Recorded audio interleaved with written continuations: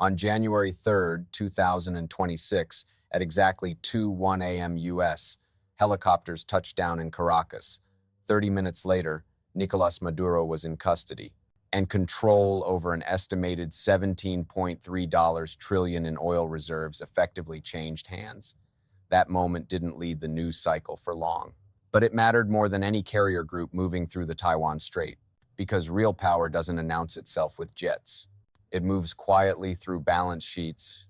This scenario is hypothetical, used to illustrate a recurring historical pattern. If you want to understand the timeline of the next global conflict, stop watching warships. Military assets are theater.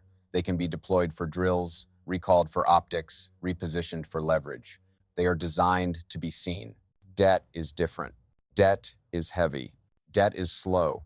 Debt takes months, sometimes years, to unwind without detonating the system.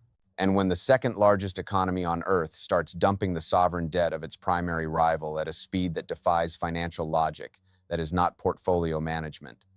That is preparation. This week, the U.S. Treasury released its TIC data. Most people glanced at the headline number and moved on. Wall Street tried to spin it. We're not doing that. We're reading the footnotes.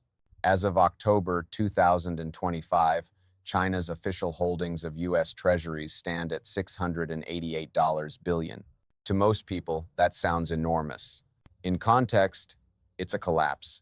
That number is the lowest level since 2009, 16 years erased. At the peak, in 2013, Beijing held $1.32 trillion in U.S. debt.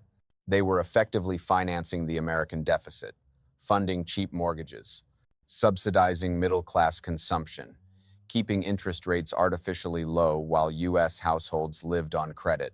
That loop is broken. China has liquidated nearly half of its position, over $600 billion gone. And here's the part that matters. They sold during the worst possible window. Throughout 2024 and 2025, U.S. bonds were in historic drawdown. Prices were depressed, yields volatile. Anyone selling treasuries during that period locked in losses. In asset management, you do not sell a losing position unless one of two things is true. You need cash immediately, or you believe the asset is about to become dangerous. China is not short on cash. Trade surpluses continue. Reserves remain massive. This was not forced selling. This was a decision. And once you accept that, the story changes. Because this isn't about yield, it's about jurisdiction. In February 2022, the West crossed a line that cannot be uncrossed. The U.S. and EU froze $300 billion of Russia's central bank reserves with a few keystrokes. Funds Moscow believed were untouchable, sitting safely in Western systems, gone overnight. Beijing watched that closely. They understood the message instantly. In a geopolitical conflict, financial assets inside U.S. jurisdiction are not neutral. They are leverage, hostages with a ticker symbol. If a Taiwan crisis turns kinetic, Chinese treasury holdings do not function as reserves. They function as donations waiting to be seized. So China did the only rational thing available at scale. They started clearing the decks. They accepted losses today to avoid total confiscation tomorrow. A 10 or 20% haircut is survivable. 100% freeze is not. This is not panic, it's triage. And the speed matters. In October alone, nearly $12 billion disappeared.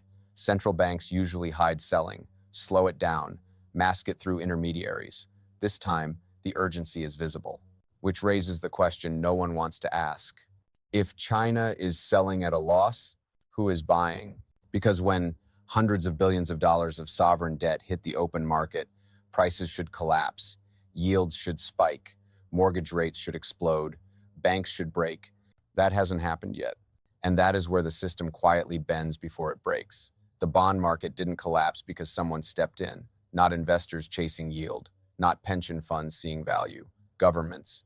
The answer to who is buying is buried in the same treasury data, and it's more disturbing than a rate spike.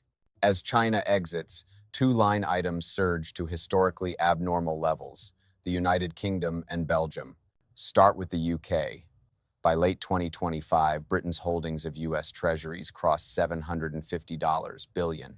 That puts the UK neck and neck with China as the second largest foreign creditor to the United States, just behind Japan. Pause on that. China is the world's manufacturing engine. The UK is not. Britain runs persistent trade deficits. It does not generate excess dollars by exporting goods.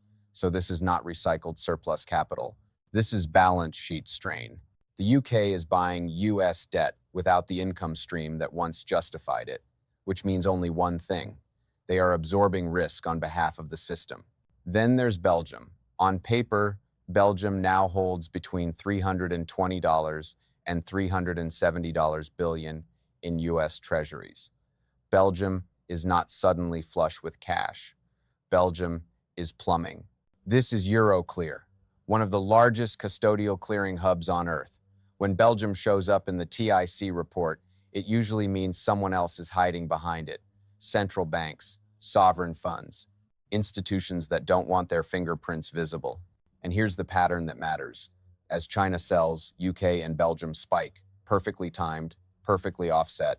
This is not a market. This is coordination. What you're watching is the formation of what insiders quietly call the bag holder alliance, allies being leaned on to stabilize the U.S. Treasury market while the largest seller exits. Not because the trade makes sense, but because the alternative is worse. If Treasury auctions fail, yields explode. If yields explode, mortgage rates spike. If mortgage rates spike, the American middle class breaks. So, the message from Washington is implicit but clear. If you want access to the dollar system, if you want security guarantees, if you want the umbrella to stay open, you absorb the supply. This is financial conscription, but it has a fatal constraint: capacity. China could buy endlessly because it sold real goods to the world. It earned hard dollars. The UK and Europe don't have that engine. They are borrowing to buy, leveraging fragile balance sheets to support someone else's deficit. We've seen this movie before. In 2022, a small shock in the UK gilt market nearly collapsed the British pension system. Liquidity vanished in days. Emergency intervention followed. That was a preview. Now scale that stress globally. Because every billion China sells forces someone else to divert capital away from factories, infrastructure, and wages and into refinancing US debt. This drains growth from the periphery to preserve the core, and China knows it. This is not a fire sale. It's attrition. They don't need yields to spike tomorrow. They just need the West to bleed liquidity slowly, month after month, until something snaps. And when it does, it won't start in Beijing. It will start in an ally. And this is where the transformation begins. Because the U.S. bond market used to be dominated by economic buyers, actors who bought for return. Today, it's dominated by political buyers, actors who buy for survival. That changes everything. Political buyers don't stay forever. They stay until voters revolt, currencies crack, or domestic crises force liquidation. When that happens, the buyer of last resort disappears. And when the buyer of last resort disappears, the Federal Reserve becomes the buyer of only resort. That's the moment inflation stops being sticky and becomes structural. And while the West is shuffling liabilities among itself, China is doing something else entirely with the cash. Because selling treasuries gives you dollars. And China doesn't want dollars. So where does $600 billion actually go? The answer doesn't show up on a screen. It shows up in ports, warehouses, and storage caverns. And that's where the real timeline accelerates. When China sells a U.S. Treasury bond, the trade settles in dollars. A digital credit appears inside the Western financial system. Traceable, sanctionable, inflatable. From Beijing's perspective, that is not wealth. That is exposure. So the dollars don't stay dollars for long. They are being converted systematically into things the U.S. Treasury cannot freeze, block, or erase. This is not theory. It's visible in shipping data, satellite imagery, and commodity flows that no headline covers. Start with gold. For more than 18 consecutive months, the People's Bank of China has been a net buyer. Official numbers already show record accumulation. Unofficially, withdrawals through the Shanghai Gold Exchange suggest something much larger. Gold leaving London and Switzerland doesn't come back. It moves east. Gold has no counterparty risk. It does not rely on SWIFT. It does not require permission. By swapping treasuries for metal, China is shifting from credit-based reserves to collateral-based reserves, from promises to possession. And this is only the beginning. Energy is next. China imports roughly 70% of its oil. That dependency is a strategic vulnerability. In any serious conflict, the Strait of Malacca becomes a choke point. Beijing understands that, so they are building a buffer. China is buying crude at record levels, often from sanctioned producers, often outside the dollar system. Payments routed through alternative channels, barrels routed into storage. Current estimates put China's combined commercial and strategic petroleum reserves near 1.5 billion barrels. Satellite imagery shows massive new tank farms, underground caverns carved into rock. This is not commercial inventory. This is endurance planning. Then comes copper. Here's the signal most analysts miss. China's property sector is in contraction. Housing starts are down. Construction is weak.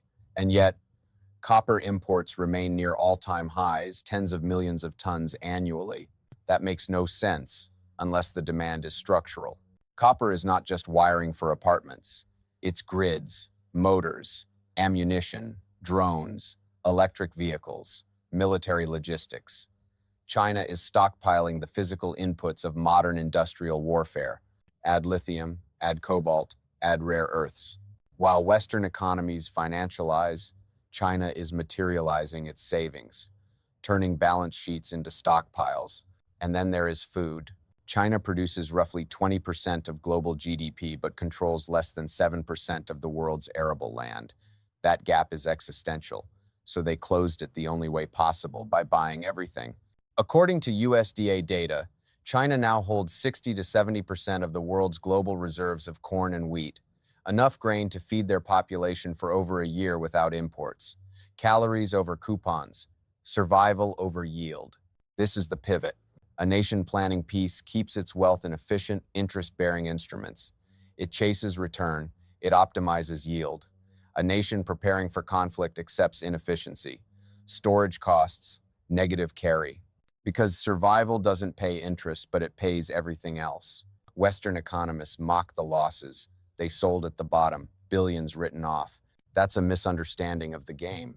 If you trade a bond that can be frozen for oil that can be burned, you didn't lose. If you trade yield for food security, you didn't miss the market. You exited it. China is not abandoning value. They are abandoning exposure. And that's the mistake most investors make. They think this is about timing, about guessing the next rate cut, the next CPI print, the next election. It's not. This is about direction. Paper claims are being exchanged for physical reality. The old system is funding the bunker for the next one. And once you see that, a disturbing question emerges. If the largest manufacturing power on Earth is converting financial assets into survival assets, what do they know that most people still don't? Because the next phase doesn't start with markets crashing. It starts with markets pretending everything is fine until they aren't. For 40 years, Americans were taught a simple rule: 60% stocks, 40% bonds, growth and safety, risk and ballast. When markets fell, bonds held. When inflation cooled, bonds paid.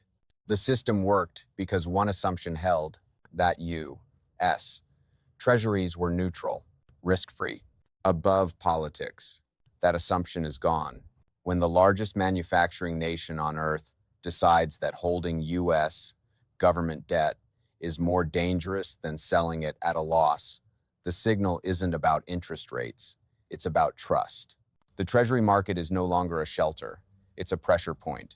As China exits and allies absorb the supply, stability is being manufactured, not earned. Rates haven't exploded because they're being capped by political will and borrowed balance sheets. But those caps don't last forever. There are only three buyers left at scale: foreign governments, domestic institutions, and the Federal Reserve. Foreign governments are reaching their limit. Domestic institutions are already full. That leaves one option. When the Fed becomes the buyer of last resort, the money doesn't come from savings, it comes from creation. And when trillions are created to absorb unwanted debt, The cost doesn't show up on a bond statement. It shows up at the grocery store, in rent, in insurance premiums, in the quiet erosion of middle-class savings. This is how inflation becomes permanent without ever spiking on a chart. And here's the uncomfortable part.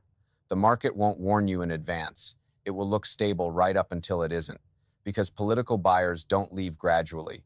They leave when forced. That's why the real early warning isn't stocks, it's currencies.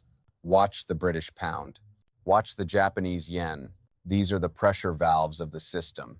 If they crack, if domestic crises force those governments to sell treasuries to defend their own currencies, the support disappears overnight. At that moment, yields stop being managed. They start being discovered. And when yields are discovered in a market drowning in supply, prices adjust violently. This isn't a prediction. It's a historical pattern. Empires don't collapse when confidence breaks publicly. They collapse when insiders quietly reposition and the public keeps trusting the surface. China isn't panicking. They aren't guessing. They are executing a transition from paper promises to physical control, from yield to resilience, and that leaves everyone else with a choice. You can believe the system will protect you because it always has, or you can recognize patterns repeat even when the names change. One path assumes stability, the other prepares for adjustment. One trusts that the debt will always be absorbed. The other notices who is no longer buying. This isn't about fear, it's about awareness. Those who understand the pattern reposition early. Those who believe the system is permanent stay where they are until the adjustment chooses for them. The divorce isn't loud, it's procedural. The papers are already signed. We're just waiting for the house to be sold.